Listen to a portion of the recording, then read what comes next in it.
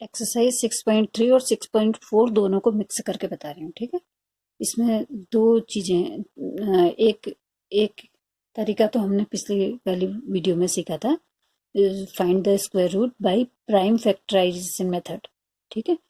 Prime factorisation method, prime factor मैंने तुम्हें बताए थे, वो अंक जो कि किसी से नहीं कटते, सिर्फ अपने से कटते हैं, सिर्फ अपने ही पहाड़े में आते हैं, उनको प्राइम फैक्टर्स बोलते हैं। जैसे कि 1, 3, 1, 2, 3, 5, 7, 11 और 13, इस तरह के अंक थे ना, ये प्राइम फैक्टर्स थे। तो इसको मैं दो तरीके से करना बताऊंगी तुमको, एक तो प्राइम फैक्टर के तरीके से और एक भाग विधि से, बाय डिवीजन मेथड कहते हैं, ठीक है। तो ये प्राइम फैक्टर के हिसाब से तो हमें नीचे को सीढ़ी बनानी पड़ेगी ऐसे, ठीक है। अब हमें ध्यान देना पड़ेगा कि सबसे लास्ट में क्या अंक है, 4।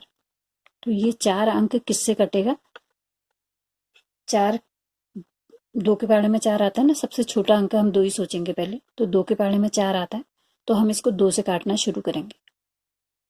2 दूनी 4, तो इसको हम 2 से काटना शुरू करते हैं। देखो 2 के पहाड़े में 17, एक तो आता नहीं है, शून्य आएगा, शून्य लगाने की जरूरत नहीं है, नहीं लगाएंगे, ठीक है। तो 17 से कम क्या आएगा, 16। कितनी बार में, 8 बार में। इसके नीचे यहाँ पर लिखूंगी अट्ठे, क्योंकि 1 और 7 दोनों को यूज किया है मैंने, और 1 के बदले वैसे मैंने शून्य लगाना चाहिए, अगले वाले में नहीं लगाएंगे, ठीक है। 2 अट्ठे 16, 17 के ठीक नीचे लिखा 16, 17 में से 16 घटाया, क्या बचा, 1। 17 में से 16 घटा 1। इस 6 के आगे हम 1 सोचें तो ये कितना हो गया, ये भी 16 हो गया फिर से। फिर 2 अट्ठे 16, 16 में से 16 घट गया, यहाँ कुछ नहीं बचा। अब 4 ही बचा, तो 2 दूनी 4। अब ये बचा 882 कहोगे ना तुमको, तुम इसको जीरो तो कुछ नहीं बोलोगे, इसलिए हम इस जीरो को नहीं लगा रहे थे, आगे वाले जीरो का कोई मान होता नहीं है। अब हम इसको 882 कहेंगे, जीरो 882 नहीं कहेंगे, ठीक है। इसलिए अगली वाले में हम आगे की साइड अगर जीरो होगा तो उसको नहीं लगाएंगे, ठीक है।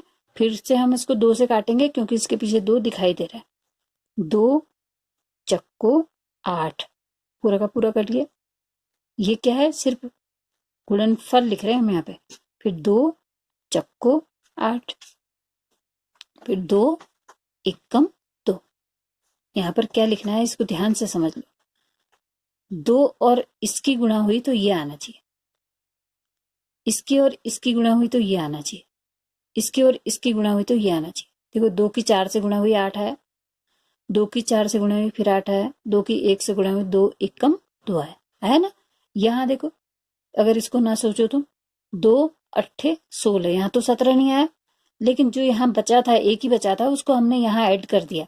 ऐड नहीं करा मतलब कि उसके आगे से खड़ा कर दिया, 16 हो गया, फिर 2 और 8 की गुणा करी, फिर 16 आ गया, देखो ठीक आ रहा है ना। और 2 दूनी 4, मतलब कि नीचे वाले की और सामने वाले की गुणा करेंगे तो ऊपर वाला अंक आना चाहिए, ठीक है। अब फिर से गुणा करते हैं, अब इससे फिर से कट करते हैं। अब तो ये 2 से कटने वाला नहीं, क्योंकि 2 के पहाड़े में पीछे से 1 आता ही नहीं है। तो अब हम इसको 3 से ट्राई करते हैं, देखें 3 से कटेगा क्या। तो एक बार कोशिश कर लो, 4 और 4 को जोड़ो और एक ये जोड़ो, 4 4 8 और एक 9, यानी कि 3 के पहाड़े में 9 आ रहा है, तो इसको हम 3 से काट सकते हैं। इसका मतलब 3 से ये संख्या कटेगी।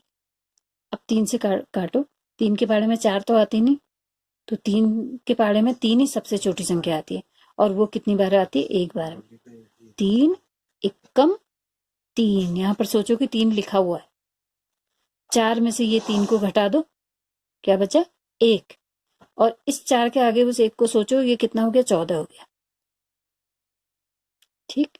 3 के पहाड़े में 14 भी नहीं आता, 14 से छोटा क्या आता है, 3 चक्को 12, तो 3 चक्को 12, यहाँ पर सोचो, 14 में से 12 घटाओ तो क्या बचा, 13 14, 2 बचा ना। तो ये इस 1 के आगे 2 सोचो, 21 हो गया, बेटा आज की भी लाया था तुम 3 सत्ते 21। अब देखो फिर से इसको 3 से काटते हैं, लग रहा है कि कटेगा, कैसे पता लग रहा है, 7 4 11 और 1 12, 3 के पहाड़े में 12 आता है, यानी कि ये भी 3 से कटेगा। 3 के पहाड़े में 14 तो नहीं आता, 12 आता है, ठीक है। तो 3 के पहाड़े में 14 नहीं आता, 14 से छोटी संख्या क्या आती है, 12। कैसे, अंदाज लगाने के लिए अगर तुम्हें ये समझ में नहीं आ रहा तो ऐसे लिख लो पहाड़ा, 3 3 दूनी 6, 3 3 9, 3 चौको 12, 3 पंजे 15। देखो 14 नहीं आ रहा है ना, तो 14 से छोटी संख्या 12 ही आ रही है, तो हम यहाँ पर लिखेंगे ये वाली संख्या को लेंगे, यानी कि कौन सी बार में आ रही है, 4 बार में, 1 2 3 4। देखो 4 चौथी बार में आ रही ना, 1 2 3 4, तो हम लिखेंगे 3 चक्को, और यहाँ पर पेंसिल ले लो एक, यहाँ पर लिखो 12। ठीक है, 14 के ठीक नीचे 12 लिखा है। 14 में से अब 12 कम करो, 4 में से 2 घटा 2, 1 में से 1 घटा 0, 4 में से 2 घटा 2, इस 7 के आगे 2 सोचो कितना हुआ, 27 हुआ, 1 है 27, 2 कर डाले तो ये चक्को आ गया। ठीक है, 3 चक्को 12, 14 में से 12 घटाया 2 बचा, इस 7 के आगे वो जो बचा हुआ 2 है वो लिख दिया, 27 हो गया।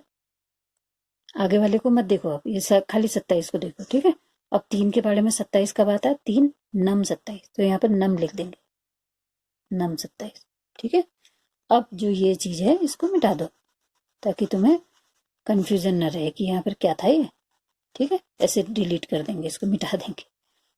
अब ये 3 से कटेगा, देखो 9 में 4 जोड़ो, 10 11 12 13, 13 3 के पाड़े में आ रहा है, 13 3 के पाड़े में नहीं आ रहा है, इसका मतलब अब ये 3 से नहीं कटेगा। अब किससे कटेगा ये, अब हम इसको किससे कटेगा कैसे अंदाजा लगा रहे हैं।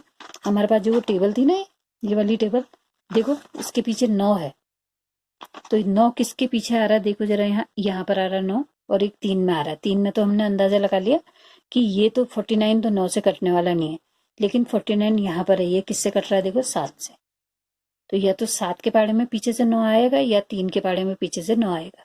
तो तुम्हें ये टेबल उस सवाल को करने के लिए काम आएगी। ठीक है, तो हम 7 से काट के देखते हैं इसको, 7 और 7, यहाँ पर 0 नहीं लिखा है, 0 7 या खाली 7 एक ही बात है, 7 7 50, पूरा कट गया। अब 7 क्योंकि प्राइम नंबर है, या नीचे को कटेगा नहीं, इसलिए इसको ऐसे ही छोड़ दे रहे हैं। ठीक है, तो अब हम लिखेंगे गुणनखंड या प्राइम फैक्टर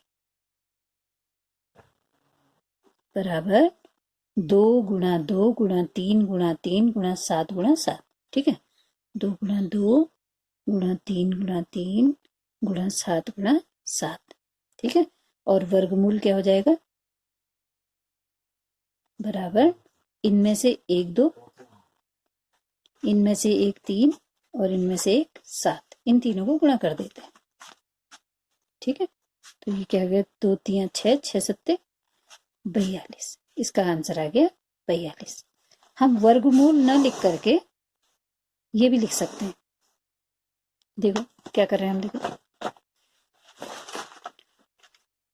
वर्गमूल नहीं लिखा, वर्गमूल के बदले हम उसका चिन्ह लगा देते हैं, ये उसका चिन्ह होता है, देखो ये किसका वर्गमूल है, 1764 का वर्गमूल, 1764 इक्वल्स टू 42, ये हमारा आंसर आ गया।